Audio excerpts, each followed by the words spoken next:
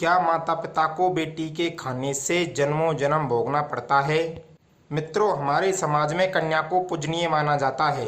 कोई भी माता पिता अपनी बेटी से अपने पैर नहीं छुआता है, क्योंकि कन्या को देवी का रूप माना जाता है। माता पिता की ओर से अपनी बेटी को दिया गया धन दान माना जाता है और कहते हैं कि दिए गए दान में से दाता को वापस नहीं लेना चाहिए और ना ही उसमें से खाना चाहिए। ऐसा करने से दाता को पाप लगता है। पुराणों में एक कथा आती है कि राजा नृग हर रोज ब्राह्मणों को गाय दान में देता था। एक दिन उसकी ब्राह्मण को दान दी गई गाय फिर से उसकी गायों में आकर मिल गई। राजा के हाथों से एक बार दान की गई गाय दोबारा उसके हाथों से दान में दे दिया।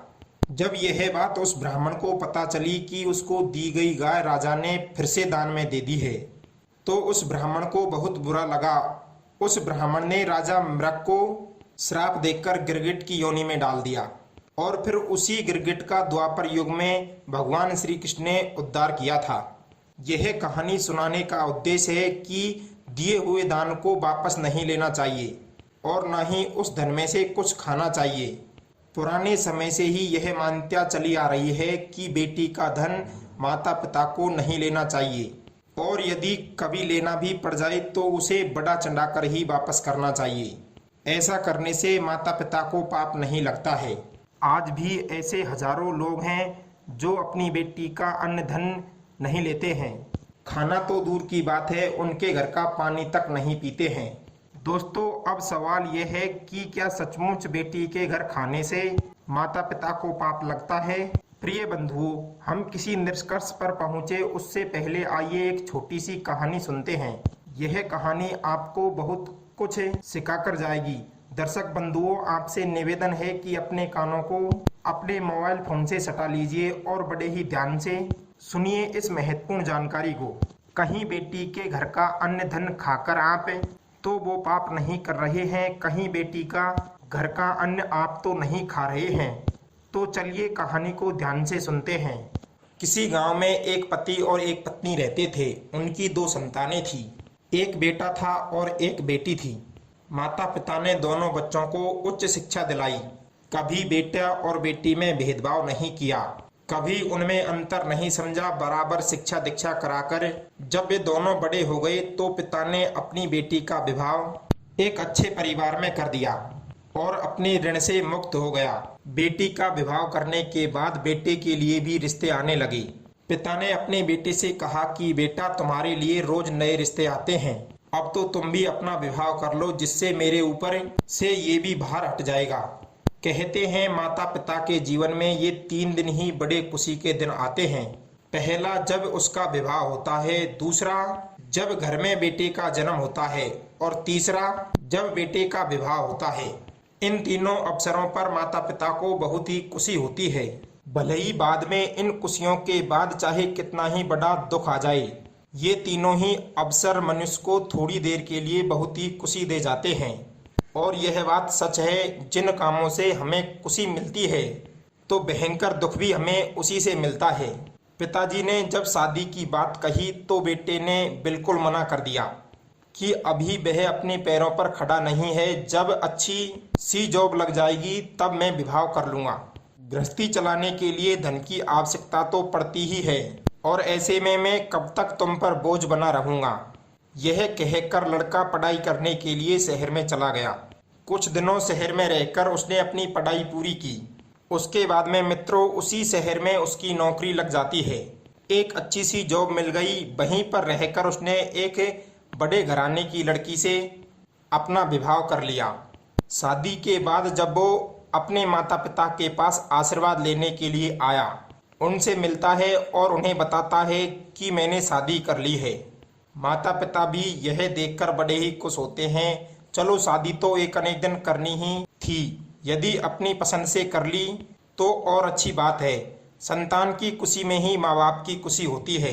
एक दिन लड़के ने अपने पिताजी से कहा कि पिताजी, तुम एक काम करो, यहाँ के घर और जमीन दोनों को बेच दो और तुम मेरे साथ शहर में चलो। शहर में हम अपना खुद का एक मकान खरीद लेंगे और उसी मकान में तुम आराम से रहना। वहाँ पर तुम्हें किसी तरह का कोई काम नहीं करना पड़ेगा और ना ही कोई परेशानी होगी। हम तुम्हारी सेवा भी खूब करेंगे। बेटे की इस प्रकार की बात को सुनकर माता पिता ने सोचा कि इससे अच्छी बात हमारे लिए और क्या होगी। जहाँ पर हमारा बेटा रहेगा वहीं पर हम रह लेंगे। बेटे के पास में हम रहेंगे तो वह हमारी अच्छे से देखभाल भी करता रहेगा। माता पिता ने ऐसा ही किया। गांव का अपना घर और जमीन बेच करके अपने बेटे के साथ शहर में रहने के लिए चले गए और शहर में एक बड़ा सा घर खरीदकर अपने बेटे के साथ रहने लगे। धीरे धीरे समय निकलता चला गया। उधर कुछ दिन तक तो ठीक ठाक चलता रहा।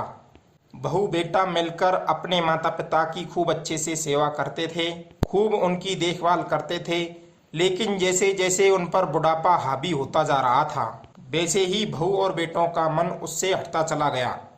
इधर एक परेशानी और बन गई। लड़के की माँ का देहांत हो गया।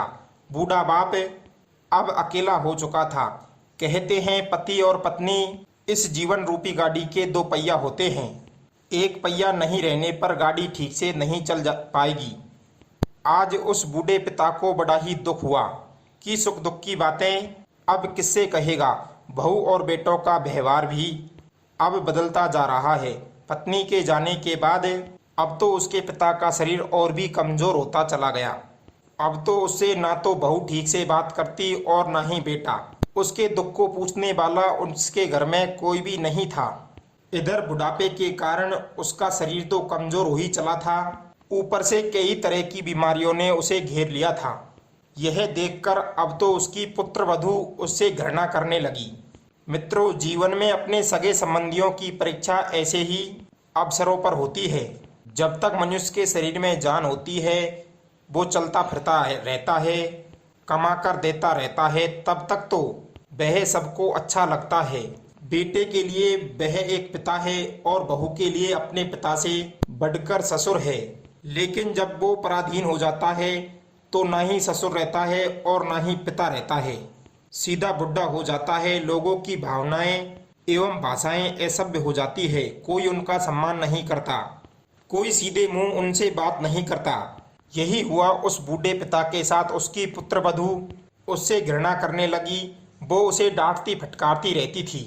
एक दिन उसने अपने पति से कहा, सुनो जी, तुम अपने बूढ़े पिता को या तो वृद्धा आश्रम छोड़ाओ या फिर रोजाना अपने साथ अपनी ऑफिस में ले जाया करो। मुझसे इनकी देखरेख बिल्कुल भी नहीं होगी, क्योंकि ये कई तरह की बीमारियों से ग्रसित है। मैं नहीं कर सकती और मैं यह नहीं चाहती कि इनकी बीमारी मेरे ऊपर और मेरे बच्चों के ऊपर आए। मित्रों, पत्नी को अत्यधिक नाराज देखकर बेटा अपने बूढ़े पिता को वृद्ध आश्रम में कर आया। पिता को समझाया कि देखो, तुम चिंता मत करना, यहाँ पर तुम्हारी अच्छी तरीके से देखभाल होगी। अगर तुम्हें किसी भी तरह की कोई परेशानी मालूम पड़े तो तुम मुझे चिट्ठी लिखकर भेज देना, मैं चला आया करूँगा। मित्रों, अब तो वो बूढ़ा बाप वृद्धाश्रम में अपना जीवन बिताने लगा।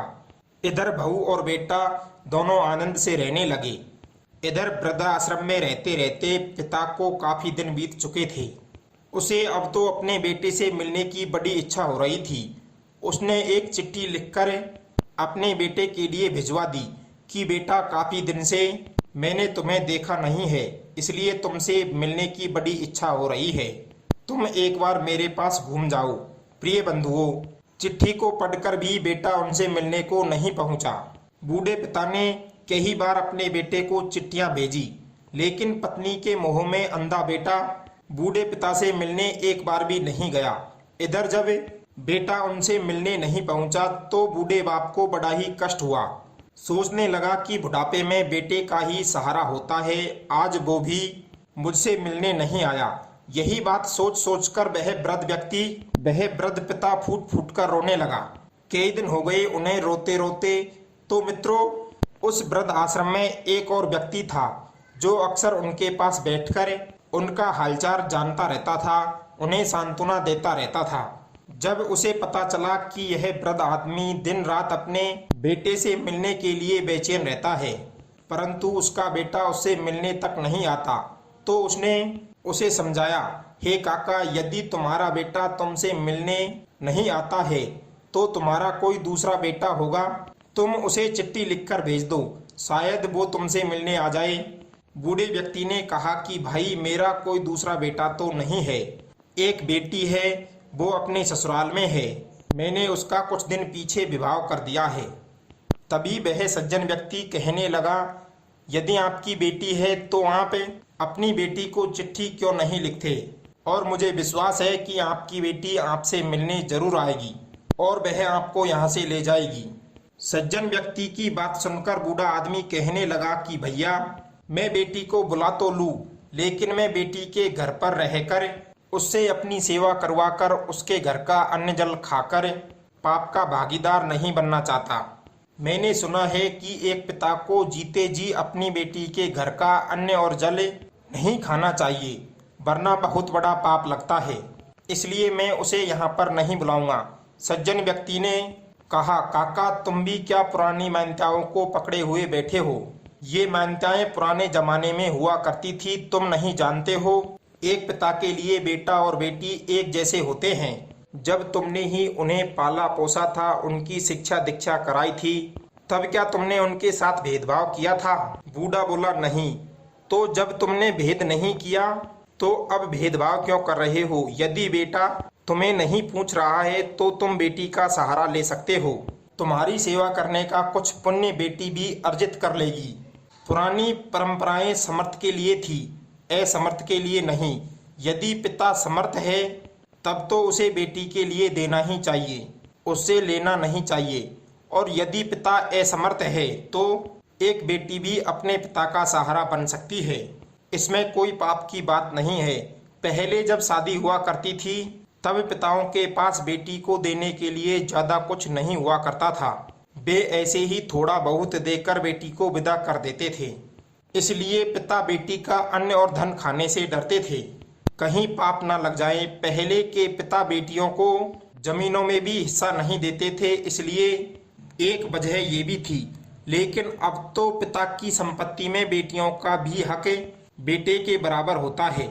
उस सज्जन आदमी के समझाने पर भी उस बूढ़े आदमी के समझ में कुछ भी नहीं आया। जब वो सज्जन व्यक्ति बिना उसे बताए उसकी बेटी को चिट्ठी लिखकर भेज देता है। चिट्ठी को पढ़कर बेटी भागी भागी उस वृद्धा आश्रम में अपने पिता को मिलने के लिए चली आती है और अपने पिता की इस हालत को देख करके वह बेटी फूट फूट करके रोने लगती है। कहने लगी कि पिताजी, जब तुम्हें भैया और भाभी ने ठुकरा दिया तो तब तुम्हें मेरी याद नहीं आई? एक बार भी नहीं सोचा कि जिस बेटी को मैंने बेटे की तरह पाला है, क्या उसका कोई कर्तव्य नहीं बनता? आज मैं तुम्हें इस वृद्धाश्रम से लेने आई हूँ और यहाँ से तुम्हें लेकर ही जाऊंगी और अपने घर पर रखकर तुम्हारी खूब अच्छी तरीके से देखभाल करूंगी, तुम्हारी सेवा करूंगी, तुम्हारा उपचार करवाऊंगी। पिता ने बेटी से कहा कि बेटी, थोड़ा जीवन शेष रह गया है, अब इसे भी यहीं पर गुजार देंगे। बंधुओं, बेटी उस पिता को अपने घर ले जाती है। बेटी और दामाद मिलकर खूब सेवा करते हैं, उनका इलाज करवाते हैं। मित्रों, कुछ ही दिनों में वह खूब स्वस्थ हो जाते हैं। अब तो वे बेटी के घर पर बड़े ही आनंद से रहने लगे। बाकी का जीवन उनका अच्छी तरीके से अपनी बेटी के घर व्यतीत हुआ। मित्रों, यदि पिता असहाय है तो बेटी सारे फर्ज अदा कर सकती है जो बेटों के होते हैं। इसमें पाप की कोई बात नहीं है। अपने माता पिता को बेटी पर भी उतना ही अधिकार समझना चाहिए जितना कि एक बेटे पर समझते हो। जब आप भेदभाव नहीं करोगे तो भला पाप क्यों लगेगा?